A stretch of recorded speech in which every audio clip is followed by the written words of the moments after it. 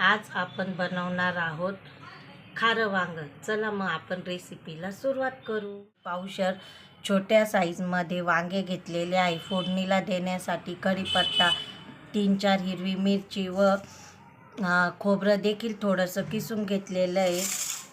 आलं आणि लसूण घेतलेला आहे आणि अर्धी वाटी शेंगदाण्याचा कूट घेतलेला आहे आणि भाजीला लागण्यासाठी कोथिंबीर देखील घेतलेली आहे.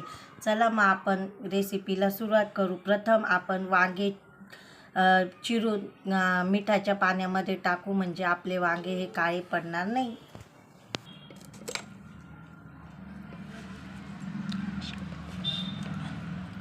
अशा पद्धतीने आपल्याला वांगं चिरून घ्यायचं आहे. त्याचं देठ देखील कापून घ्यायचं आहे.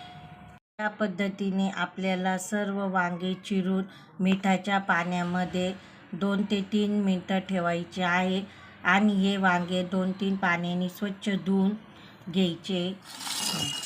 इथे लसूण, आलं आणि हिरवी मिरची, खोबरं हे आपण मिक्सरला बारीक करून घेणार आहोत. आता आपण इथे मसाला तयार करणार आहे खाऱ्या वांग्याचा.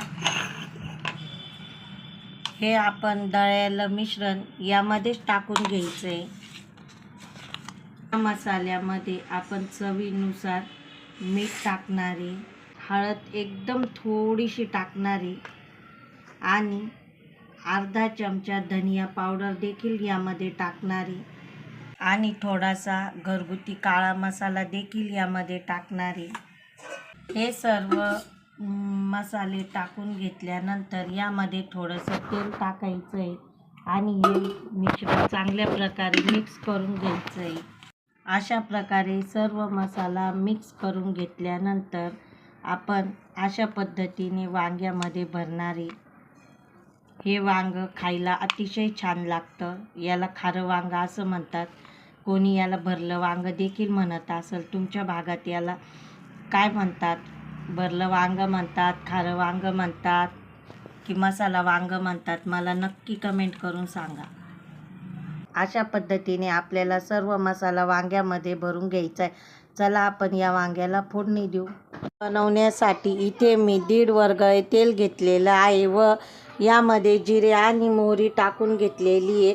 जिरे आणि मोहरी चांगली तडतडून द्यायची आहे. तसेच यामध्ये कढीपत्ता देखील टाकून घ्यायचा आहे.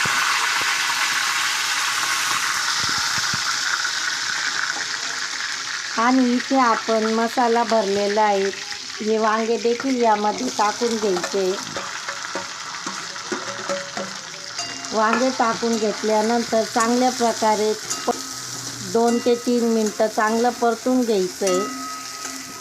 हे परतवत असताना वांग्याचा कलर देखील चेंज होणार आहे. तुम्ही बघू शकता आपल्या वांग्याचा कलर 1 मिनिटात चेंज झालेला आहे. आता हे चांगलं परतून घेतल्यानंतर यामध्ये अगदी थोडंसं पाणी टाकायचं आहे, ज्याला आपण आंगचा रस्सा देखील म्हणतो. जर तुम्हाला वाटलं यामध्ये थोडं पाणी कमी, तर तुम्ही यामध्ये थोडंसं वांगं शिजण्यासाठी देखील पाणी टाकू शकता. आता हे वांगं आपण जवळजवळ 10 ते 15 मिनटं बारीक गॅसवर झाकण ठेवून वाफेवर होऊन द्यायचं आहे. वरतून कोथिंबीर देखील टाकून घेणारे.